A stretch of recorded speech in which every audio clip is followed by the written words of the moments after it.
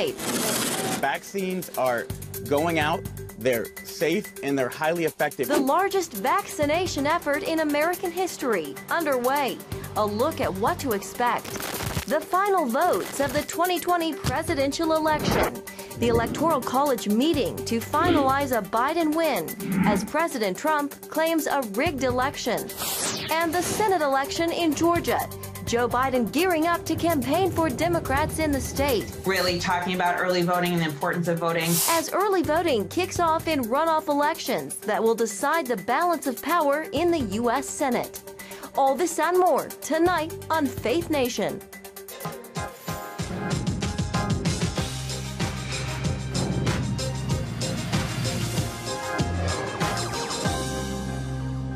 At long last, a historic day finally here with the very first Americans receiving a coronavirus vaccine.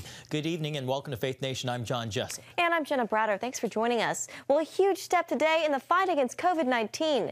Healthcare workers and those in long-term care facilities are getting the first doses of Pfizer's vaccine. This as we anticipate crossing 300,000 deaths related to the virus by day's end. And while many hospitals are stretched thin, senior Washington correspondent Tara Mergener is here with the latest in tonight's top story. Tara? Well, John and Jenna, now that the FDA has okayed the vaccine for emergency use, nearly 3 million doses are making their way to every corner of the country. It's the nation's biggest ever vaccination push. The development of a COVID-19 vaccine is nothing short of revolutionary, and I hope everyone appreciates the importance, the significance, the history of this moment. Through President Trump's Operation Warp Speed, substantial quantities of a safe and effective vaccine within a year after the virus was first known to the world. Healthcare workers, seniors, and first responders, priority one.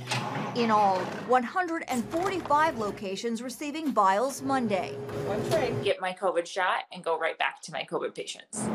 Rolling out of the Pfizer facility in Kalamazoo, Michigan, loaded onto planes and distributed across the country. Well, I feel hopeful today, relieved. Research shows the vaccine is 95% effective. This is truly a very innovative moment, unlike anything else in history by the nature of the kind of vaccine this is. In Chicago, Rush University Hospital transforming its lobby into mass vaccination bays.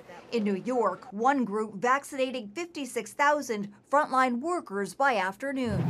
The rollout comes at a crucial moment of the pandemic. A record 108,000 plus Americans are in the hospital right now with COVID-19. The next number of weeks are going to be hell, I fear. So we're begging with people to please, please, please don't let your guard down. Health experts say 75 to 80% of the U.S. population has to be immunized before herd immunity can take effect. The goal is to reach that point by May or June.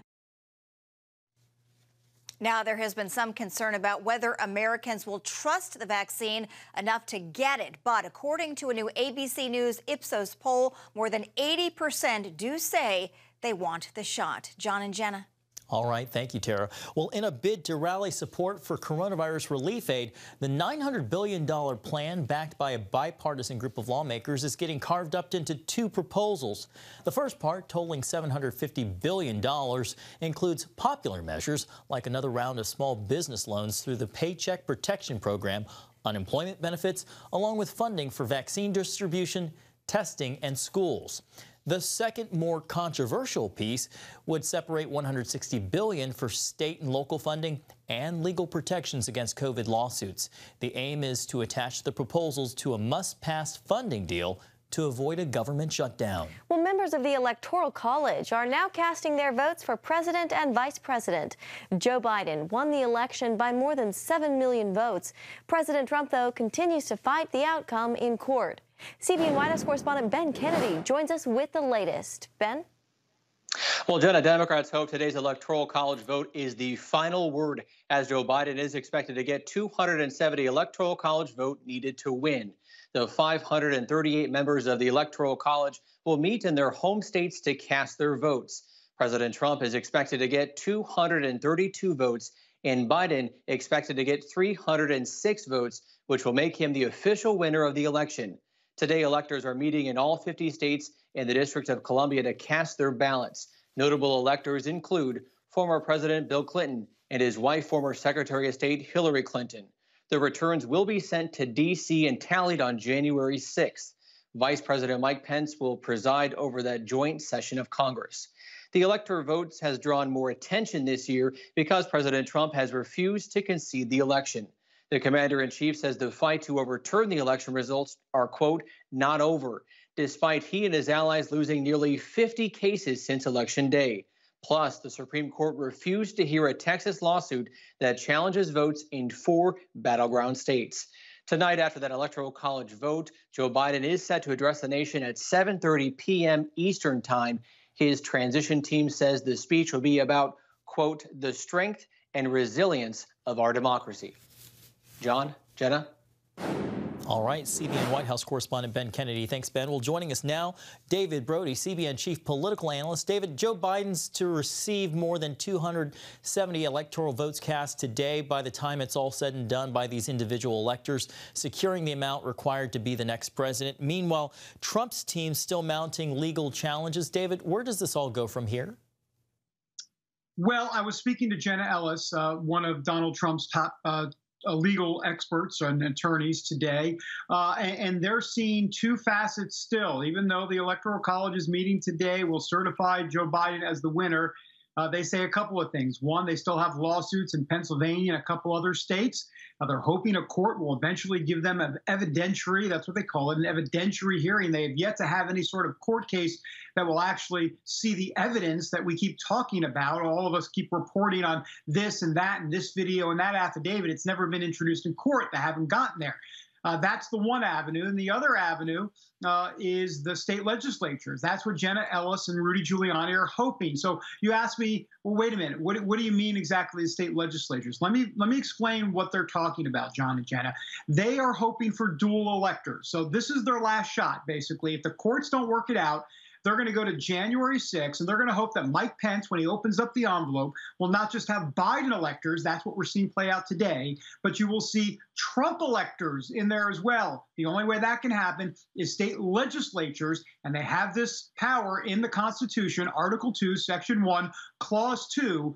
They can reclaim that power and send their own electors up to Congress. Remember, Ben pointed out that Joe Biden, I believe he said, would be president officially. Technically, the U.S. Congress has to certify the vote on January 6th. That's what the Trump campaign is hoping will happen, that the state legislatures will send dual electors, and then at that point, the House and Senate will have to figure it out. Yeah, we'll see. It seems like a long shot. But, David, you know, many Trump supporters believe that he did get a raw deal. Some, though, are beginning to say it's time to move on. How much does this prolonged fight hurt the country and future elections? No, I got to tell you, and I may be in the minority on this, though maybe I'm not. I think it's actually good for the country, and here's why. Let me explain. Look, there's a lot of bitterness in this election. There are tens of millions of people that think this election was stolen. They think this election was rigged, as Donald Trump says. Remember, this is not just Donald Trump saying this. Tens of millions of Americans think that. So what's the best course of action typically? Well, typically you let it play out. You let it go all the way through, get it all out of your system. Hopefully, if you're one of those tens of millions, it goes to the courts and they figure it out. But you have your day in court. You have that cathartic experience to let it all just let out. If you feel like you've been shut up and not heard, I think it's worse for the country. So I think it's actually good that all of this continues to play out, because ultimately, you know, we want to see the truth, whatever the truth is. David, looking ahead and just briefly here, there's a lot of talk of President Trump running in 2024. How likely is that? 100%. He's going to do it. There you go. There's the answer. I mean, if he doesn't win, obviously, it doesn't look like he's going to win, obviously. But so he'd run in 2024. I mean, that's the answer to that. I've never known you to be so succinct. Thanks, David. CBN's David Brody. Thanks for being with us. Thanks, David. Thanks. Coming up, control of the Senate hangs in the balance. The latest on Georgia's 2 upcoming elections.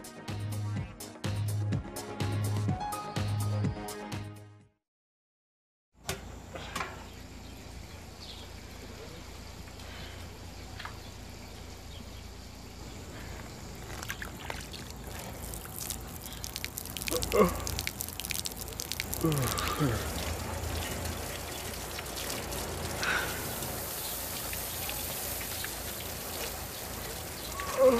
is better with a good night's sleep.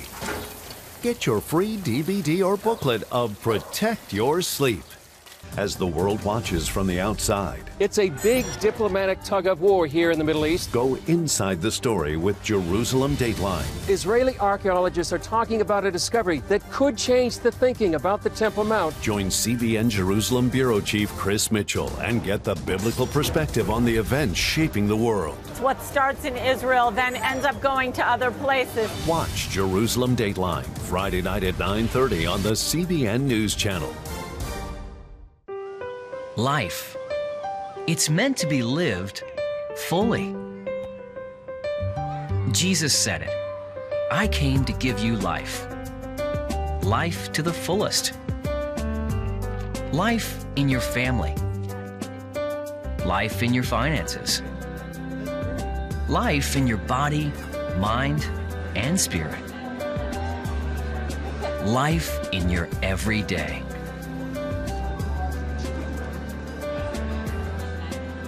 At CBN.com, we're taking what Jesus said seriously. We're here to help you discover life. Life. Live it fully. CBN.com.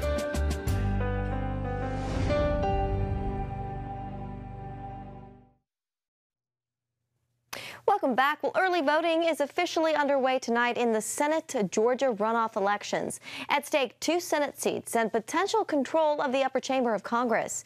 2 Republican senators, David Perdue and Kelly Loeffler, are defending their seats and a GOP majority. If challengers Jon Ossoff and Reverend Raphael Warnock are able to flip the 2 seats, both parties will have 50 senators, essentially giving control to Democrats, as Vice President-elect Kamala Harris will have the vote to break ties in the Senate. Well, Raphael Warnock has doubled down as a pro-choice Christian. It's something his rival, Republican incumbent Kelly Loeffler, used to attack him on the campaign trail. And now fellow black pastors are speaking out. More than 25 have signed on to a letter asking Pastor Warnock to reconsider his abortion position, saying in part, unborn black, brown, and white lives are so much more than clumps of cells, burdensome inconveniences, or health problems. They are sacred human persons endowed by God with inalienable dignity and worth. We implore you to uphold the biblical defense of life and to fight against the systemic racism of abortion. And Reverend Dean Nelson of Human Coalition helped spearhead that letter, and he joins us now. Reverend, it's good to have you. Thank you for being with us this evening. Great to be with you. Thank you so much. So talk to us about why it was important for all of you to come together to write this letter to Reverend Warnock. Yeah, well, in talking to many ministers around the country, particularly African-American ministers, they have grown frustrated that we have people like Reverend Warnock who seem to jettison their biblical positions for political gain. And so we felt like that it was important for us to sign on to a letter as fellow shepherds, encouraging him to reconsider his position. In that letter, we emphasized how important it is to not only stand for biblical values, but we helped to make sure he understood the disproportionate impact that abortion has had on the African-American community. Reverend Nelson, have you heard back from Pastor Warnock, or do you anticipate to hear from him or his team? You know what? We didn't hear back directly. He did put some tweets, and his team did respond to some reporters. But I'm going to go to Atlanta with probably about 30 other ministry leaders. We will hold a press conference coming up on Friday to make our point even further understood and known, because we believe that while we may share ethnicity with Reverend Warnock, ethnicity should not trump biblical values. And we really aim to make it very clear to him and to support biblical values. Some of us will at that event endorse the other candidates because we feel like that it is that crucial of a stand in our culture. In the letter, you say reproductive justice is just a savvy way to market abortion. Reverend, explain what you mean when you say that phrase is used to support pro-choice measures. Yeah, for the last decade, I've worked in this arena, and the left has consistently come up with clever ways to describe something that is horrendous and heinous, and that is the procedure of abortion that snuffs out over 474 black babies' lives every day. So we think that it's important for us to highlight the fact that this is clever language that is often used by the left, even when you discuss this issue with abortion advocates and Planned Parenthood. They often will not even want to use the word abortion. It is important for us to emphasize what this horrible procedure is, what it does to a human being that is preborn, and why we should never support it. Reverend, we have just a little bit of time left, but we understand the life issue is very important to faith voters. Faith has been a big topic leading up to the Georgia runoff election. Is it right, though, for Senator Loeffler to call into question the whole of Pastor Warnock's faith because of his abortion stance? Abortion is, in my humble opinion, one of the key civil rights, human rights issues of our day. And I think that Senator Loeffler has every right to bring that to the forefront for a pastor who says that he's fighting for justice. I don't believe that you can talk about justice outside of the womb and ignore justice inside of the womb. There are other issues, and we as pastors commended Reverend Warnock for his preaching of the gospel, but at the same time, it's important for us to be able to critique his stance according to biblical principle. Well, we are going to have to leave it there. Reverend Dean Nelson of Human Coalition, thank you so much for being with us. Thanks so much. God bless you. Scapegoated for spreading the coronavirus. That's what some say is happening to Jews in New York City. Next on Faith Nation. On October 1st, 1961, history was made when a tiny station began transmitting the first signals of the Christian Broadcasting Network. CBN, the Christian Broadcasting Network. And now, a new era has begun with the all-new CBN News Channel. Just moments ago, the Iron Dome intercepted an incoming rocket right on the Gaza border. And ministering in this area, spiritual warfare is definitely involved. A 24/7 news network, bringing you the news you want from a source you can trust. In Kenya, 40% of the medical services are actually provided by these Christian hospitals. Let's talk about the economy. Believers here are joining together to win people to Jesus Christ. All your favorite shows now in one place. Go to cbnnewschannel.com to find out how to get the CBN News Channel on your TV all day, every day. CBN News.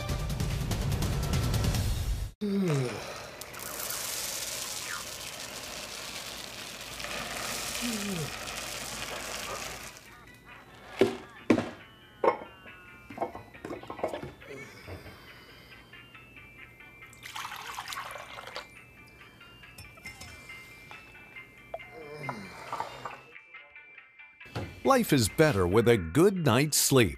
Get your free DVD or booklet of Protect Your Sleep today. Life. It's meant to be lived fully. Jesus said it. I came to give you life. Life to the fullest. Life in your family. Life in your finances. Life in your body, mind, and spirit. Life in your everyday. At CBN.com, we're taking what Jesus said seriously. We're here to help you discover life. Life. Live it fully. CBN.com. Welcome back. Well, as of today, indoor dining in New York is no longer an option in the Big Apple. Still reeling from lockdowns and closures this spring, restaurant owners once again are forced to close down seating inside as coronavirus cases soar in the city. For now, Governor Andrew Cuomo says restaurants can continue takeout and delivery options as well as outdoor dining, though business owners say they expect winter weather to drive down business. The Orthodox Jewish community in New York has faced a lot of criticism in this pandemic, some even blaming Jews for being super spreaders of the disease. New York Governor Andrew Cuomo's order to close Orthodox schools, houses of worship, and businesses has led some to ask why these Jewish neighborhoods are being singled out. CBN's Caitlin Burke reports. The Jewish community here in New York is fed up by what they call disproportionate targeting by state and local officials. This has led to claims that their communities are responsible for the spread of the coronavirus, a message that they say is not only untrue, but dangerous. People have to wear their masks. People have to social distance. And sometimes a summons is given because it needs to be. But we have to be careful not to overreach. But that's exactly what folks here feel the government is doing. And they're using social media to show what's happening. Because we have a list. A list of what? You have a list of schools that are open? Yes. So you have a summons that you're writing before even coming into the school, because you just came into the school. There's not one kid here. No. That inspector and many others, those roaming around my district, have been sent to my district with a list on a mission. Assemblyman Simca Eichenstein represents several neighborhoods in what's known as the red zone. That's how Governor Andrew Cuomo is classifying a high infection area. And the city is sending in officials to ensure their schools, houses of worship, and businesses are closed. It's clear what has happened here.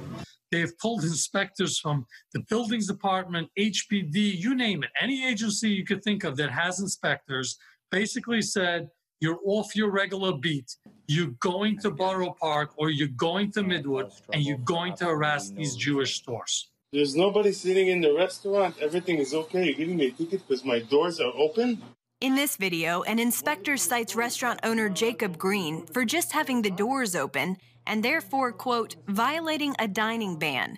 Green's restaurant is limited to offering takeout, and he says he was simply letting air in on a hot day. A city councilman was able to have this summons rescinded. I've had people reach out to my office.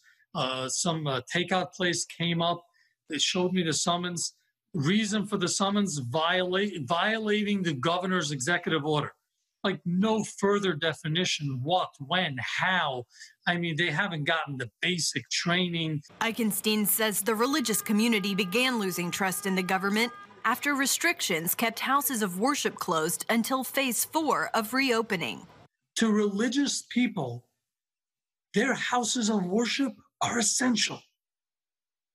In the Jewish religion, and the Orthodox Jews go to synagogue 3 times a day to pray.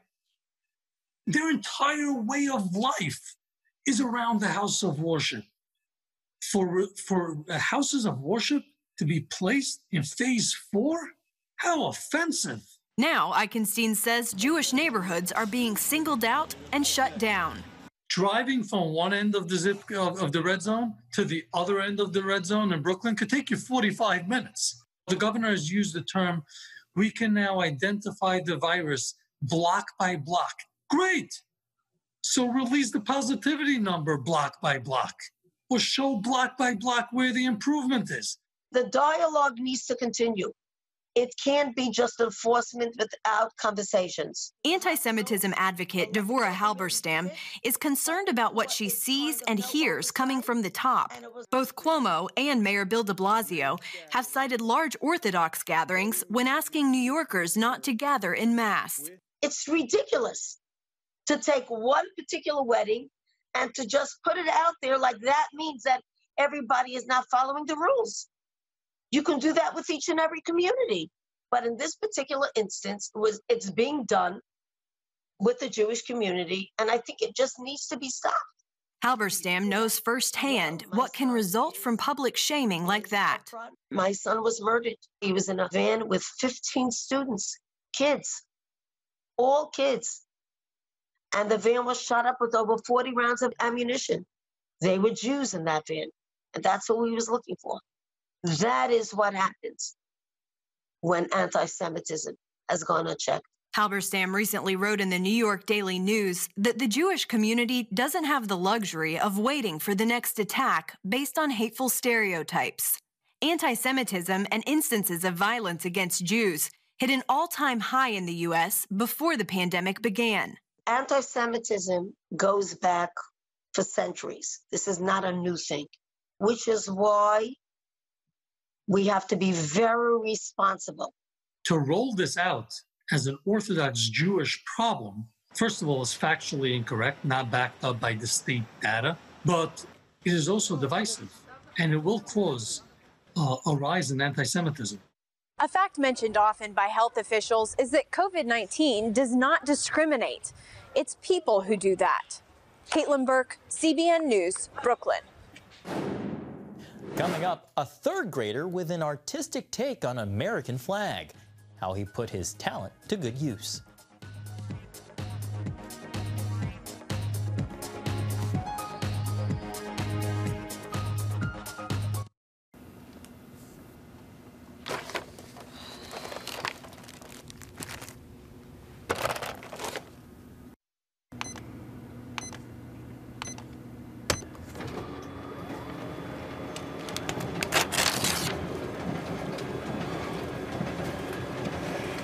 Life is better with a good night's sleep. Get your free DVD or booklet of Protect Your Sleep today. I'm Ephraim Graham, and this is Studio 5. Cruise with me as I discover the good things happening in the world of music, sports, television, and movies. The fact that Ryan Coogler was going to be directing the film, I knew that something special was going to happen. We'll chat with artists at the forefront of entertainment and explore the connection between popular culture and faith. I asked my pastor, I said, well, does that mean I'm supposed to be a preacher? He says, well, no, you already have a pulpit. Watch Studio 5 Wednesday night at 9:30. Remember for a moment what it was like to be a child. You believed every story you were told. You saw a world full of endless possibilities. What stories will the world's orphaned and at-risk children believe? We believe the Bible tells the only story truly worth believing. We believe that every child should have the opportunity to dream, the chance to take challenges and turn them into possibilities, the chance to stand on the promises of God, to recognize their place in the greatest story ever told. They have their whole lives ahead of them. Theirs is a world of endless possibilities. They are looking for a story to believe. We will tell them that story. Will you join us?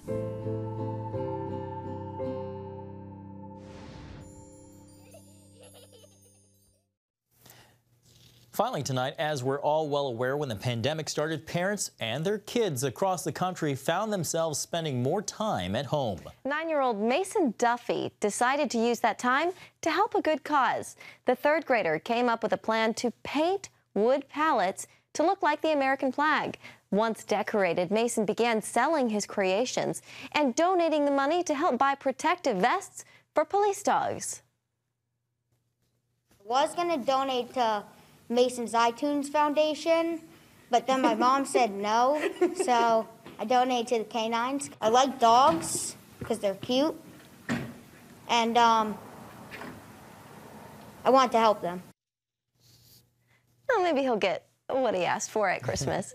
Mason ended up painting 66 pallets in total, raising just over $4,600, which he donated to 2 different canine units. Well, thanks for watching Faith Nation. Have a great evening.